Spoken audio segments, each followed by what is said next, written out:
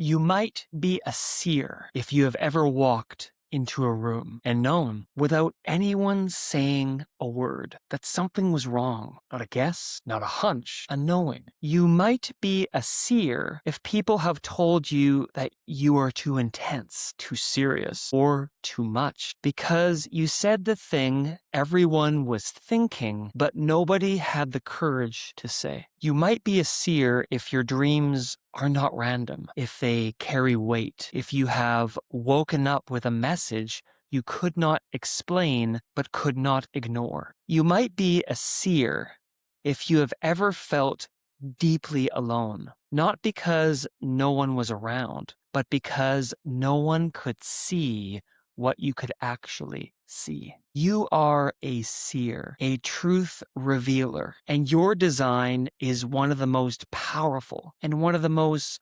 misunderstood of all 7 types. The seer possesses an extraordinary ability to perceive what others miss. Your spirit-led intuition allows you to see beyond the surface, discerning patterns, motives, and truths that remain hidden to most. You are wired to reveal what is unseen and speak truth with clarity and conviction. The seer does not acquire truth through study alone. Truth arrives. It surfaces from a place deeper than the intellect, from the spirit. This is why the seer's connection to the night season is so strong. Dreams, visions, and moments of stillness are not distractions for the seer. They are the primary operating system. The seer's growth areas are equally important. Learning to deliver truth with grace and timing, balancing spiritual insight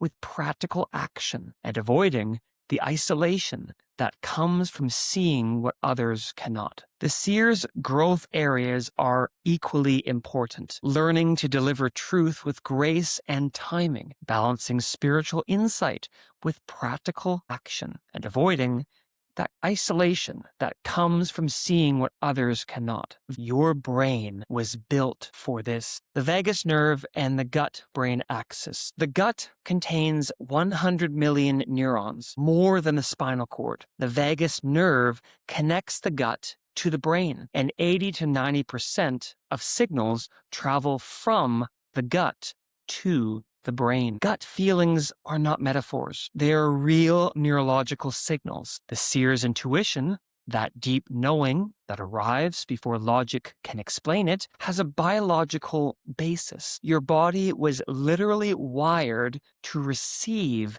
information from a place deeper than the conscious mind. Dr. Carolyn Leaf says, our wise mind is this inner core made in God's image, where we know what we should be doing. Leaf's research confirms that the mind-spirit consciousness processes experience into the brain. The seer operates from this wise mind, the spirit-level perception that precedes and governs intellectual analysis. The observer effect, quantum faith, quantum physics, the act of observation collapses possibility into reality. Seer is the observer who collapses possibility into revelation. When a seer looks at a situation, they do not just see what is there. They see what is true. Their observation changes the room. As Annette Capps writes, the things that you desire are made up of atoms. They know what you believe, hear what you say,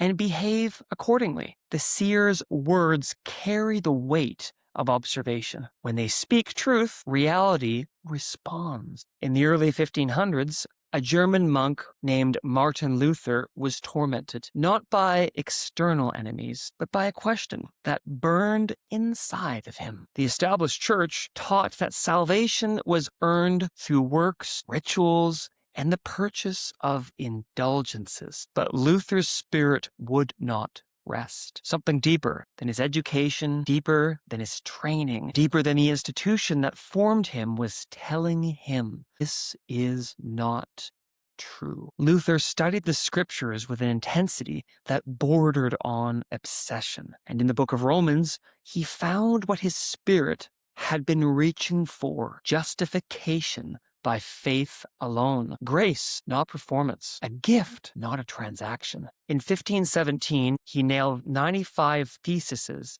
to the door of the Wittenberg Castle Church. It was not a political act. It was a prophetic one. He saw truth that the most powerful institution on the earth was blind to, and he could not stay silent. 4 years later, he stood before the Holy Roman Emperor at the Diet of Worms. The most powerful men in Europe demanded he recant, and Luther, seer operating in the fullness of his design, said, "Unless I am convinced by the testimony of the Scriptures or by clear reason, I cannot and will not recant. Here I stand. I can do no other. God, help me." That is a seer. Someone who sees truth before the world is ready for it and speaks it anyway. Luther's spirit-led revelation did not just change his life. It changed Western civilization. It launched the Protestant Reformation. It put the Scriptures in the hands of ordinary people. One man, one truth, one design fully activated. I want to share something from my own life because